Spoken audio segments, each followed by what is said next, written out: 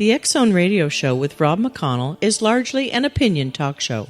All opinions, comments, or statements of fact expressed by Rob McConnell's guests are strictly their own and are not to be construed as those of the X-Zone Radio Show or endorsed in any manner by Rob McConnell, Relmar McConnell Media Company, the X-Zone Broadcast Network, its affiliated networks, stations, employees, or advertisers.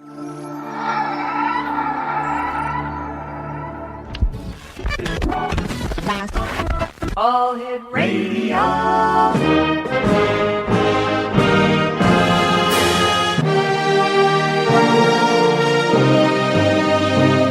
Welcome to the X-Zone, a place where fact is fiction and fiction is reality.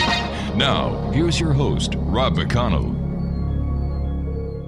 Welcome back, everyone. My name is Rob McConnell, and this is the X-Zone on the Talkstar Radio Network, and we're heard around the world on the Talkstar Radio streaming audio, as well as our affiliate broadcast network throughout Canada, the United States, Central America, South America, the Caribbean, the Pacific Rim, Europe, and Asia.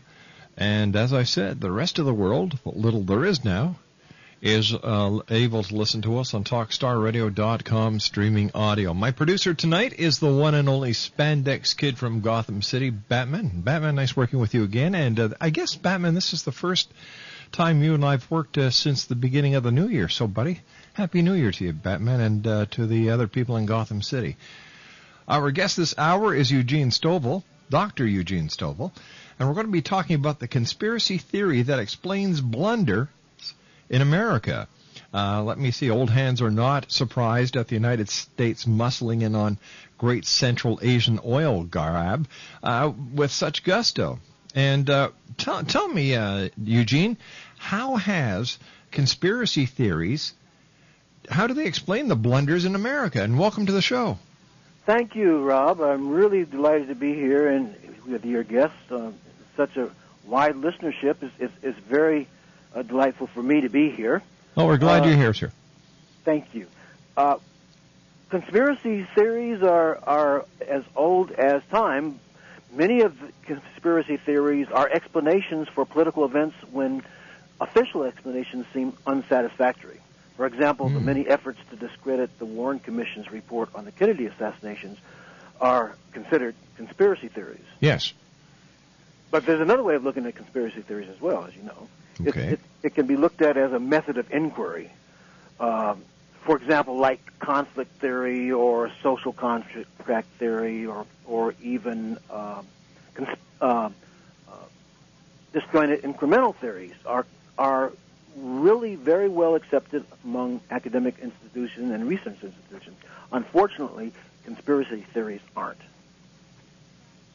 Now, what constitutes a conspiracy theory versus an inquiry? Well, that's a good question. Let's look at the inquiry. All right. If I were going to inquire into, say, the first Gulf War, the consensus theory would say, well, what happened was that Iraq attacked Kuwait, and the free world led by the United States responded and reestablished the rule of law. And this is pretty much what happened, and there's no sense of a government cover-up here. Right. But on the other hand, a conspiracy theorist might say, well, look, there were at least two green light meetings between the United States and the ambassador, two green light meetings between the ambassador to Iraq from the United States and the Iraqi head of state. In each of these meetings, the Iraqi head of state told the ambassador that there were issues between Iraq and Kuwait that needed to be resolved one way or another. As a matter of fact, there was a deal on the table that said that Kuwait was going to pay back $9 billion in indemnification to Iraq. But the ambassador from the United States told the Iraqi president that her boss, the Secretary of State, and his boss, the president, did not believe that there were any issues that affected the United States in this dispute between Iraq and Kuwait. And so these two meetings are known as green light meetings. And then after these green light meetings took place, Kuwait reneged on the deal. Instead of paying $9 billion in indemnification, they said they'd only pay $6 billion. The Iraqi president got upset, thinking they had the green light from the United States, then Iraq attacked. Dr. Stovall, please stand by. We have to take a 2-minute commercial break. Dr. Eugene Stovall is my special guest. And the good doctor and I will be back on the other side of this 2-minute commercial break as the X-Zone continues. We're right here, live and around the world, on the Talkstar Radio Network from our studios in Hamilton, Ontario, Canada. Don't go away. We'll be back.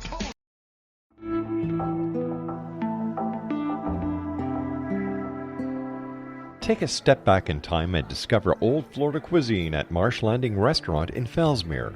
Enjoy delicacies such as frog legs, gator tail, catfish, and swamp cabbage, or enjoy the more traditional cuisine like hand-cut Angus steaks, ribs, and seafood. Join us for breakfast with a southern flair featuring sweet potato pancakes, biscuits, and gravy, and much more. Planning a party? Marsh Landing's private dining room can accommodate groups from 8 to 80 people. While you're visiting, enjoy the historic pictures, artifacts, and stories that line the walls. Marsh Landing is truly a unique experience. Marsh Landing Restaurant, 44 North Broadway in historic Fellsmere, or visit marshlandingrestaurant.com. Marsh Landing, old Florida cuisine at its best.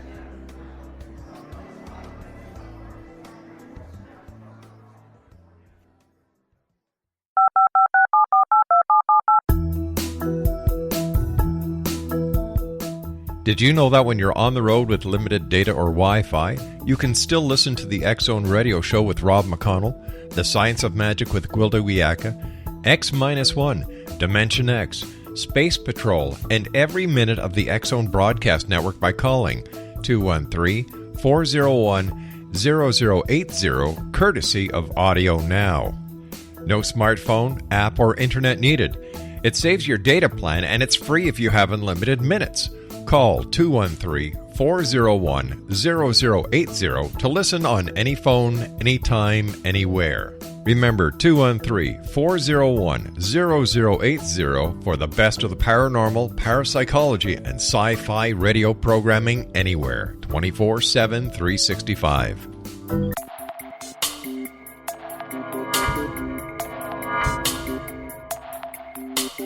Are you interested in the paranormal, ghosts, UFOs, or psychic phenomenon? Join me, Tim Bartley, co-host of Talking to Spirits with Lightworkers Tim and Justina, coming mid-January 2017 to the XZBN. We will channel spirits live and talk to them, revealing all kinds of amazing information. Spiritual attachments will be found and removed on the show, and so much more. To find out when you can listen to Talking to Spirits with Lightworkers Tim and Justina, visit www.xzbn.net for listeners on both sides of the veil.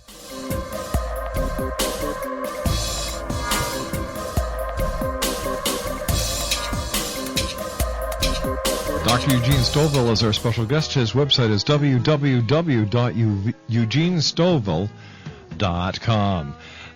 Dr. Stovall, in your opinion, sir, what has been the greatest conspiracy in the history of the United States? That's a pretty broad question. For me, in my most recent book, Blood and Brotherhood, I talk about the Tulsa situation.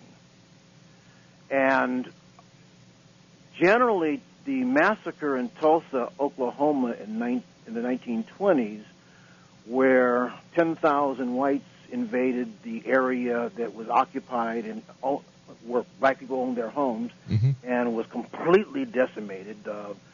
Sinclair Oil Company came in with their planes and actually dropped dynamite and other explosives on the homes and the buildings that were owned by blacks, and about 1,000 blacks were killed, and the land that their homes and businesses stood on, the Tulsa government actually condemned and allowed the oil companies to come in and purchase the land that had been condemned for little or nothing, back taxes, and now you have, that whole area above the north of the railroad tracks, which is, a big development by Tulsa, was formerly owned by blacks.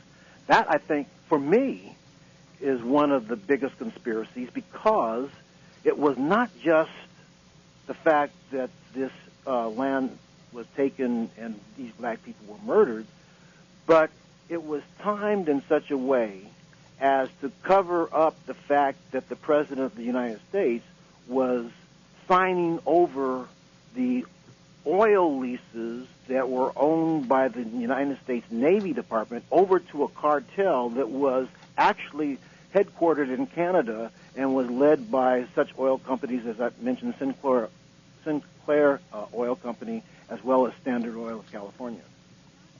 So to me, the fact that all these black people died and lost all their land, their possessions, and all to cover up this oil conspiracy, to me, is one of the greatest conspiracies. Not only was it a conspiracy, but it was a travesty against humanity. Exactly. Dr. Stovall, why do certain events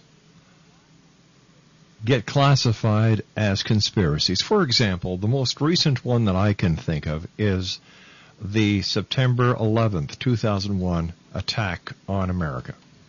You have those who believe that there's a greater conspiracy that the United States government was actually behind this attack, and that is that the conspiracy behind this attack was to usher in the New World Order. And what is your opinion on that, as far as a conspiracy is concerned? As far as the conspiracy is concerned, well, I served in the United States Air Force. I served in SAC. I was an airman, airborne radio repairman, and I was on a mobility so that I was authorized to go off to some remote spot, and if in case the country was attacked, our bombers wouldn't be able to land back here. We could go somewhere else, and there would be a whole team there that would be able to fit the bomber. And I was the radio person on that team. So as a result, I was also, at the SAC base that I was at, there was a wing of fighters under not SAC, but Air Defense Command. And the Air Defense Command had these F-104s and F-106s sitting on a pod. Their flight crews were, within running distance of their aircraft, and they were ready to go. If an alert happened, they would be off in less than 5 minutes between the time the alert was sounded and the time they took off. Now, getting to your question, Rob, my belief is, and I haven't really, I'm a writer. I write novels, and so I don't have any official information other than what everybody else has. But if 9/11 happened the way it said it happened, then the most important man in the United States, in the history of the United States, has to be Payne Stewart. And I say that because, do you know who Payne Stewart is? No, sir. Payne Stewart was a golfer, a pro golfer who flew his own private jet. And after he won the Ryder Cup, he was flying home and with his flight plan filed with the FAA, and he had a heart attack. So he put his jet on autopilot, but his jet flew off course. 5 minutes after his jet flew off course, the Air Defense Command was in the air with 3 jets trying to find out what happened to Payne Stewart. Hello? Yes, we're still here. Okay. Now, if a private jet flying off course attracts Air Defense Command, and the only time the United States airspace was attacked, and the Air Defense Command not only was not scrambled, they were missing in action. And the only reason for the Air Defense Command to exist is for it to prevent just these kinds of attacks. Then why wasn't the general called on the on the carpet? Why weren't heads rolling all over the place? Because since the U.S. Air Force was established in 1946, and no attack has ever occurred other than this one. And this was the only time Air Defense Command could have saved the United States, and it didn't. So my question back to you is, if the official explanation is as it happened, why was Air Defense Command, and oh, by the way, the air traffic controllers asleep at the wheel? Several questions that have yet to be answered, and you had a number of them right on the head. In fact, there were only 2 aircraft available to protect the entire eastern seaboard of the United States. Ironically, the Air Defense and the United States Air Force were on a training mission that simulated an attack on major centers with jets flying into large buildings. So there was a lot of miscommunication and mischatter. Another conspiracy that I talk about is the Kennedy assassination. A lot of people say there's a hidden conspiracy behind this as well. Do people create conspiracies, or do circumstances create conspiracies? Well, you mentioned something very interesting, Rob, in the Kennedy assassination, and I just want, before I answer that question, I want to mention the fact that very few people realize that there was a trial around the Kennedy assassination, and the trial had to do with one of the so-called plotters. I think he was a government employee.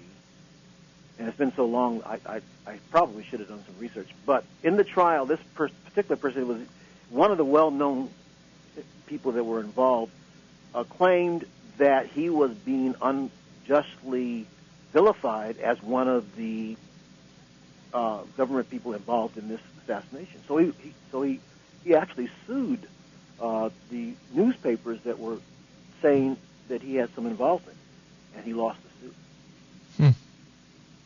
And there was enough information there to suggest that the Warren Commission report, which is what most of the conspiracy theorists try to deal with, was absolutely incorrect when it promoted its one single assailant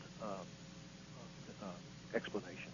That in fact there was enough information from this trial, not just the physical evidence, but from the trial itself to implicate very high-ranking members of the United States government. What other conspiracy theories are there today that might explain current events? Well, there's the Great Game. The Great Game was in the 19th century. And it was basically Imperial Britain and Imperial Russia. Imperial Britain would do anything it could to protect its interest in India. The East Indian Company, which is just brought untold riches and wealth from India, is the board of directors is the royal family. Now, Russia, on the other hand, in the 19th century, had a need for an ice-free port, and it basically saw the Central Asian area as its zone of influence. And it was very concerned by the fact that England, in order to protect its Indian colony, was trying to establish allies in Central Asia. So places like Tajikistan and Turkmenistan, Uzbekistan, and the other more familiar stands, which are Afghanistan and Pakistan, were like chess pieces on this great big huge chessboard.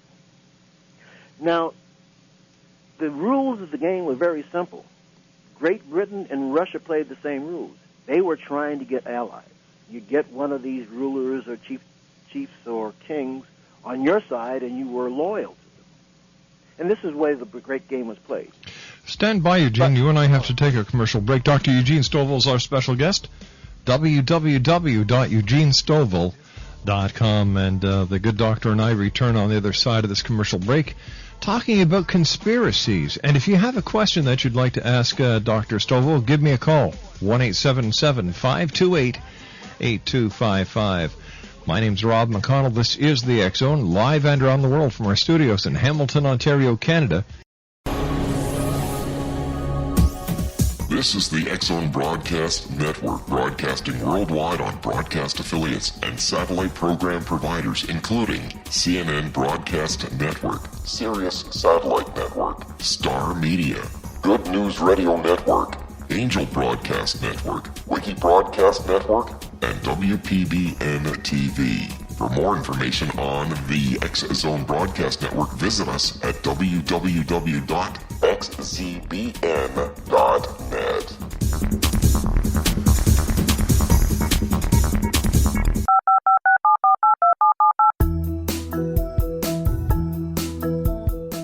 Did you know that when you're on the road with limited data or Wi-Fi, you can still listen to the X Zone Radio Show with Rob McConnell, The Science of Magic with Gwilda Wiyaka, X-1, Dimension X, Space Patrol, and every minute of the X Zone Broadcast Network by calling 213-401-0080, courtesy of Audio Now.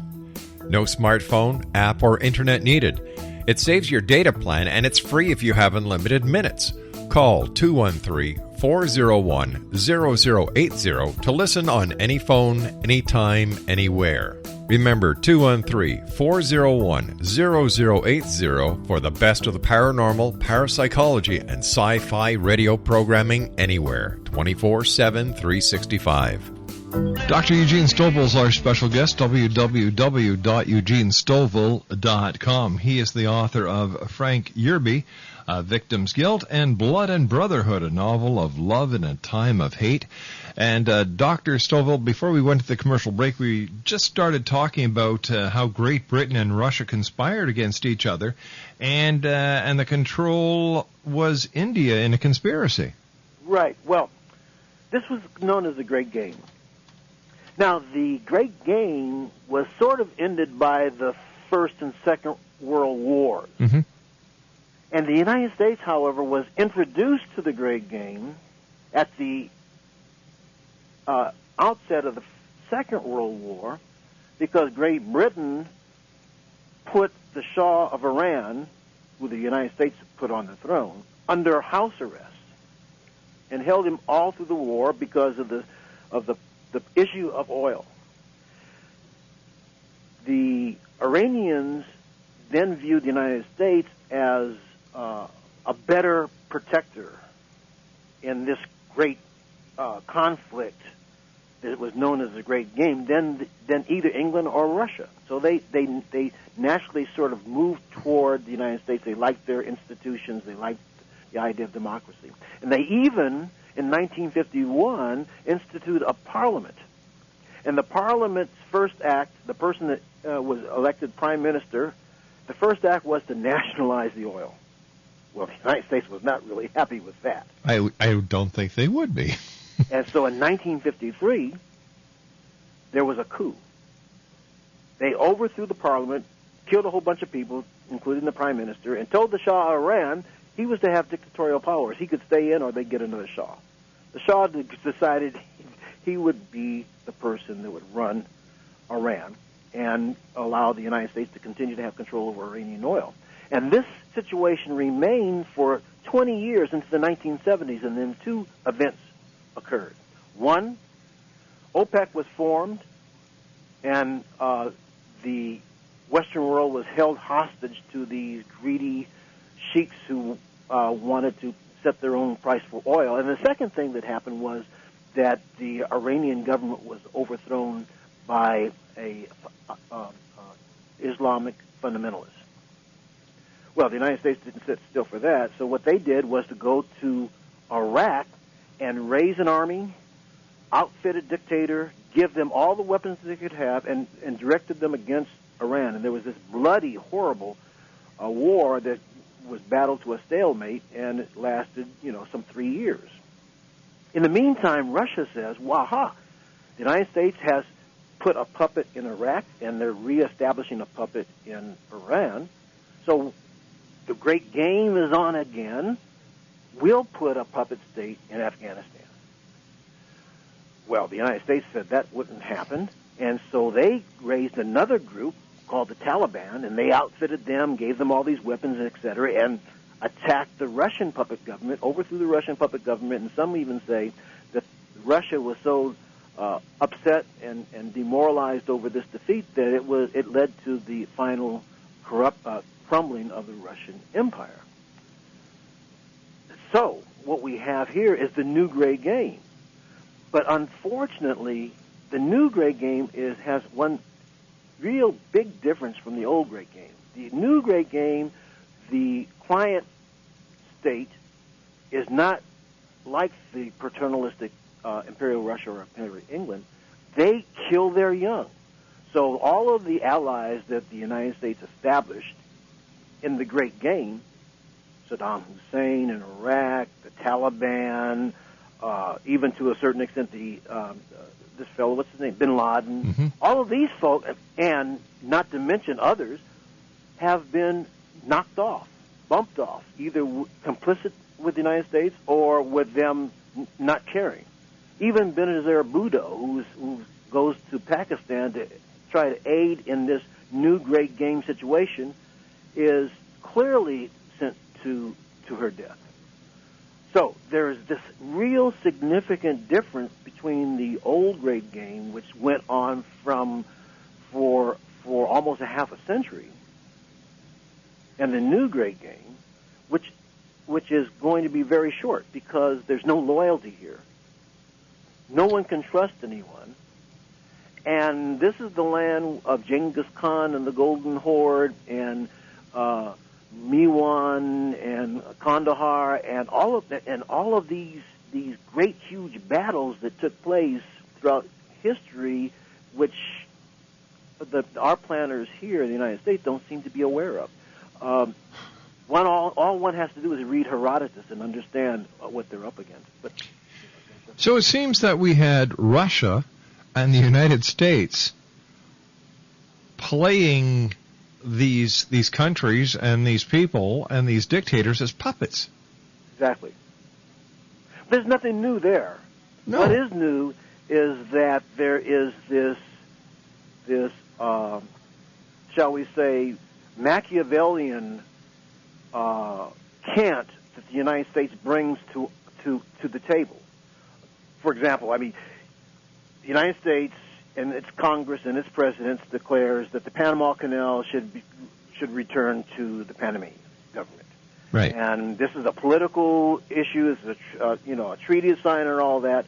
Oh, a new administration comes in and says, well, we're not going to have that happen, and because of the former dictator that we supported is in power, and we're going to turn on him, make him the bad guy, make him look like he's a whatever, and destroy that country, and then renege on the treaty.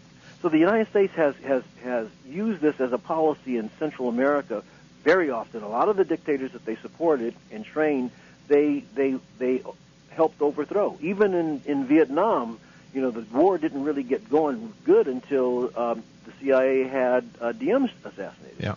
So this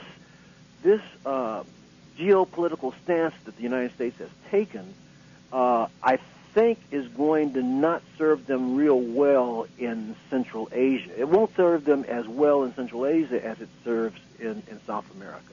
I think that there are people that would probably be most likely to be friendly and sympathetic to the United States' interests, but because whoever turns out to be their friends winds up in the morgue, I don't think, you're going to have a lot of people volunteering. No, that's not a very nice place to end up. 1-877-528-8255 is toll free. Dr. Eugene Stovall is our special guest. He's the author of Frank Yerby, A Victim's Guilt, and Blood and Brotherhood, a novel of love in a time of hate. And I was wondering if you could tell us a little bit about Frank Yerby, A Victim's Guilt. Who is Frank Yerby? Frank Yerby was a black man. He wrote 33 novels. 4 of the novels were made into Hollywood movies.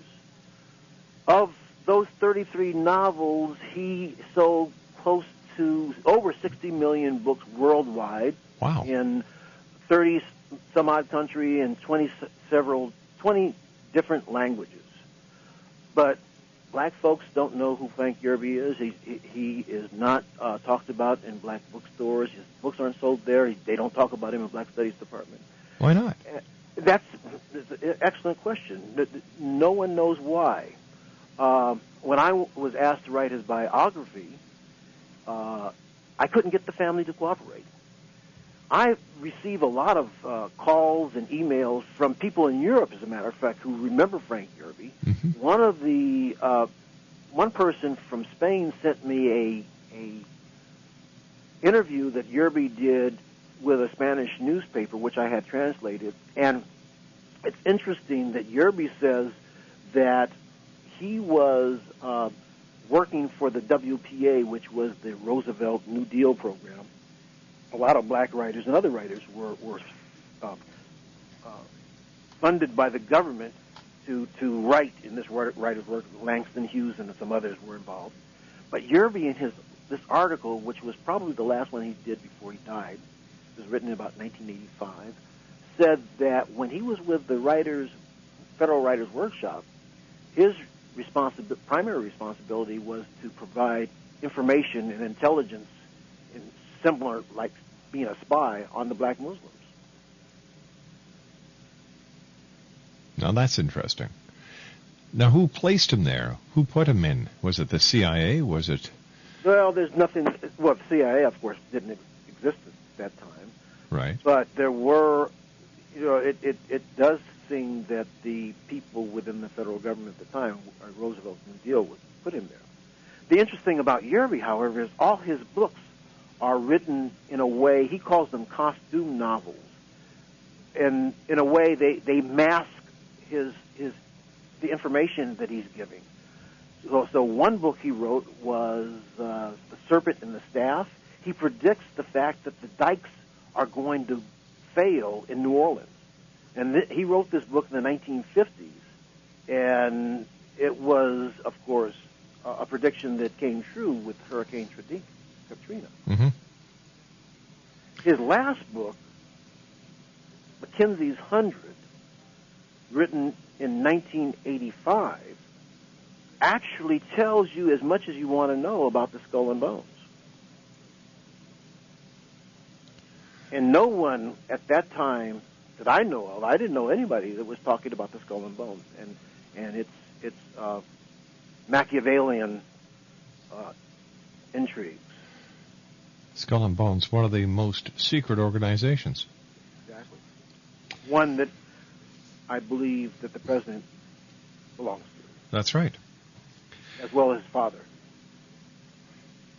Your second book is entitled Blood and Brotherhood, a novel of love in a time of hate. Tell us a little bit about that book. Well, the book actually was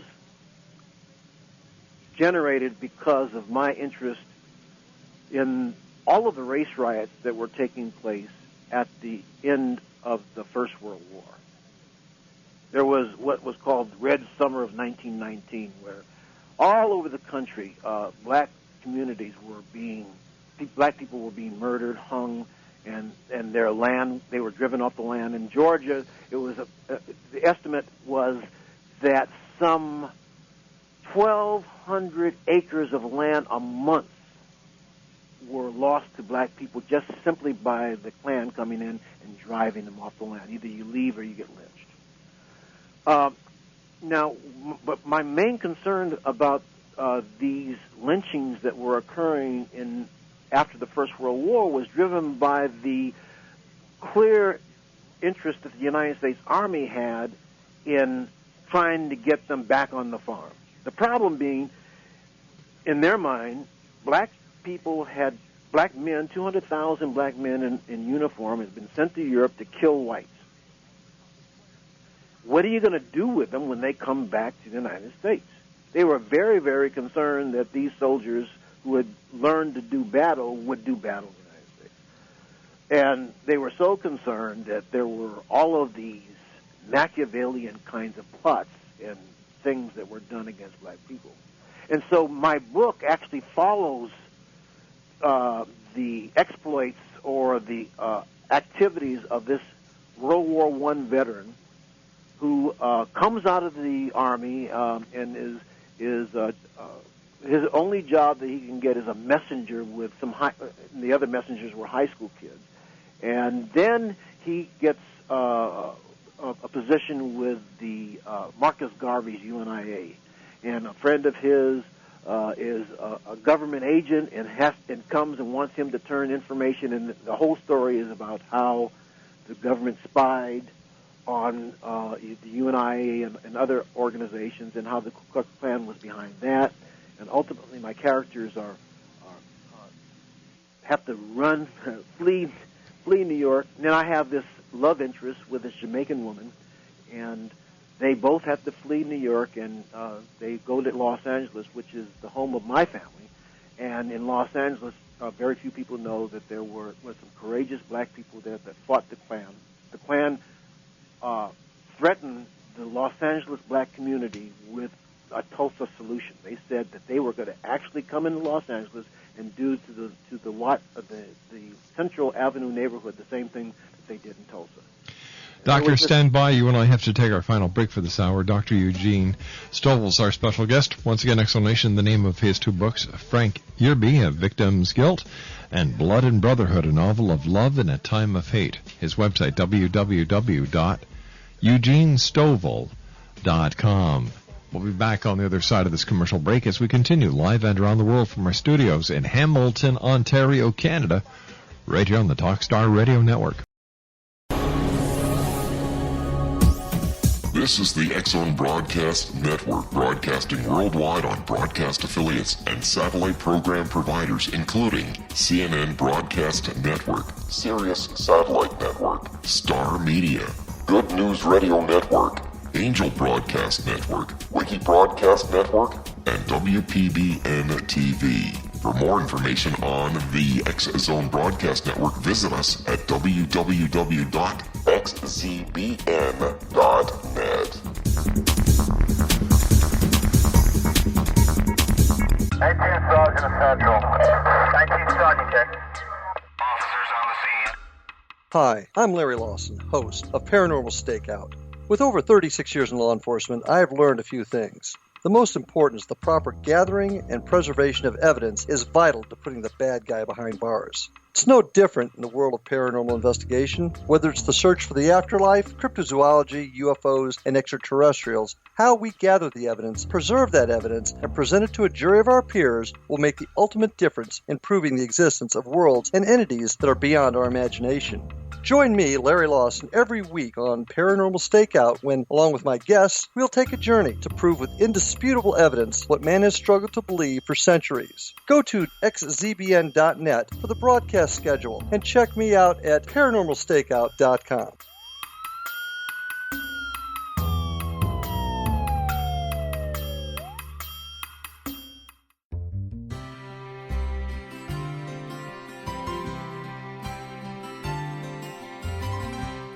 True healing must address 4 levels: physical, emotional, mental, and spiritual, for us to live joyful and productive lives. We tend to treat 3 of the 4, leaving the spiritual languishing. If you're tired of the same dysfunctional patterns cropping up in your life, Soul Balancing is for you. Trixie Phelps, owner and founder of Soul Balancing, is a naturally gifted energy healer trained in numerous esoteric forms, including shamanism. Trixie has created a powerful modality that safely and effectively clears your energetic field. A soul balancing session can remove interference, heal trauma, and restore your hope. Contact Trixie for a life-changing long-distance session today, www.soulbalancing.world.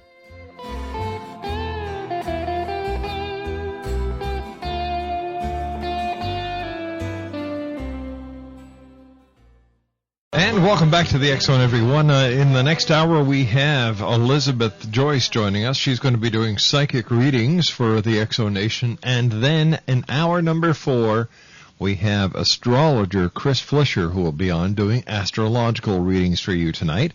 And if you'd like to talk to either one of our last two guests tonight, who are going to, Elizabeth Joyce, she joins us on a regular basis here doing psychic readings, and Chris Fleischer, internationally known astrologer. If you'd like to get either a psychic reading or an astrological reading, all you do is you pick up that phone and dial 1-877-528-8255. That's toll free at 1-877-528-8255. Dr. Eugene Stovall is our special guest this hour.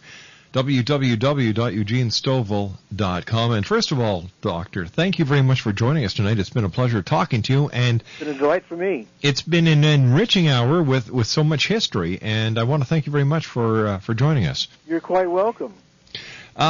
We talk a lot on this program about conspiracies, conspiracy theories, and I guess one of the ones that we focus on is the UFO conspiracy, where the government has knowledge of UFOs. They've done the reverse engineering of the UFOs, and that the aliens are here. The government knows about it, but they're not letting the public know. Personally, I don't believe it,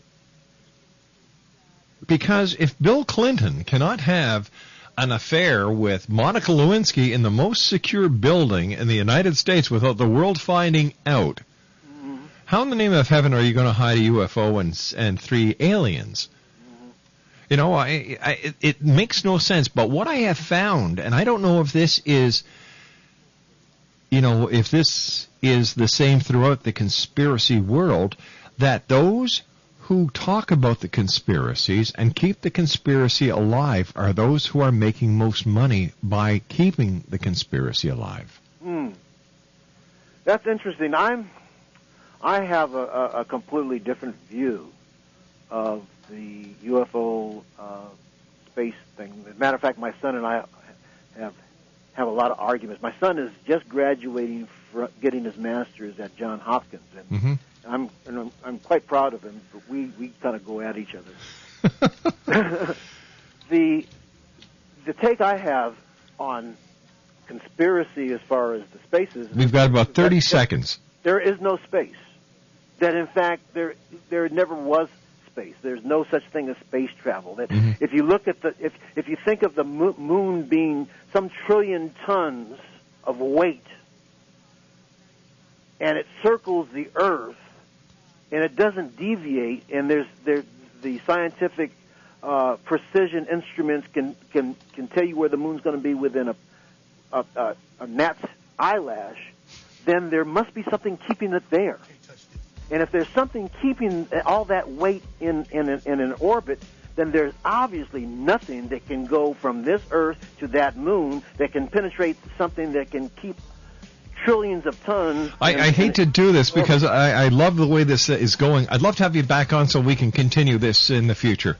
Sure. Dr. thanks very much for joining us. Take care of yourself and keep those conspiracies coming. I'll be back on the other side.